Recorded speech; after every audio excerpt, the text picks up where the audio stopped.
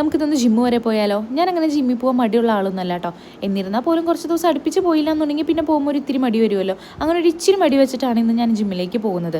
കുറച്ച് ദിവസം അധികം ജിമ്മിൽ വരാതെ വന്നതുകൊണ്ട് തന്നെ ഞാൻ ഇന്നൊരു ഫുൾ ബോഡി വർക്കൗട്ടാണ് ചെയ്യാൻ ഉദ്ദേശിച്ചിട്ടുണ്ടായിരുന്നത്. അതിലെല്ലാം ഒന്നും ഞാൻ ഇതിൽ ആഡ് ചെയ്തിട്ടില്ല. കുറച്ച് പോർഷൻസ് മാത്രമാണ് ഞാൻ ഈ ഒരു വീഡിയോയിൽ കാണിച്ചിട്ടുള്ളൂ കേട്ടോ.